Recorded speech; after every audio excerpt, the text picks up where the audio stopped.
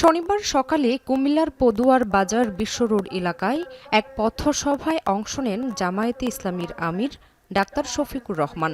এ সময় উপস্থিত ছিলেন শত শত নেতাকর্মী। পথসভায় জামায়াতের আমির বলেন, দেশের রাজনীতির আকাশে কালো মেঘের আনাগোনা চলছে।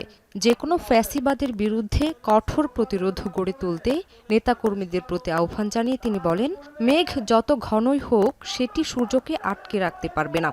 পথসভায় উপস্থিত ছিলেন দলটির কেন্দ্রীয় সহকারী সেক্রেটারি জেনারেল মাওলানা এটিএম মাসুম ও কুমিল্লার বিভিন্ন শাখার জামায়াতের নেতৃবৃন্দ।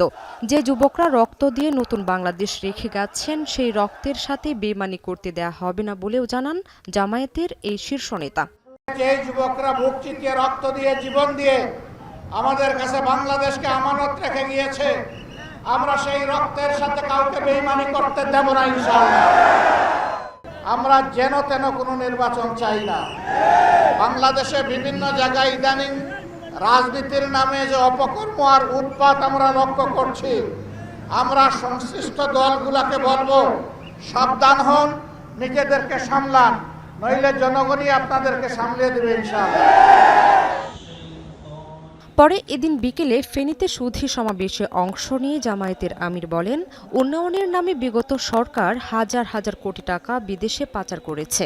আওয়ামী ফ্যাসিবাদী সরকার উন্নয়নের কথা বলে গণতন্ত্রকে আড়াল করেছে, হাজারো মায়ের বুক খালি করেছে। দুর্গন্ধযুক্ত অতীত কথা, ময়লা আবর্জনা যদি পরিষ্কার না হয়, আবার যদি এই অবস্থায় একটা নির্বাচন হয়, it will be another genocide to election. এটা হবে নির্বাচনকে গণহত্যা করার সঙ্গে। আমাদের সন্তানদের রক্তের সাথে আমরা বেইমানি করব না এবং কাউকে বেইমানি করতে দেওয়া হবে না। আগামী নির্বাচনে সৎ ও যোগ্য প্রার্থীকে নির্বাচিত করতে সবাইকে ঐক্যবদ্ধ হয়ে কাজ করার আহ্বান জানান জামায়াতের আমির। শামীমা শাম্মী, এখন। শাইনি চুলে এখন হবে সব হেয়ার স্টাইল। সিল্কোর দ্বিগুণ শাইনি চুল প্রতিদিন।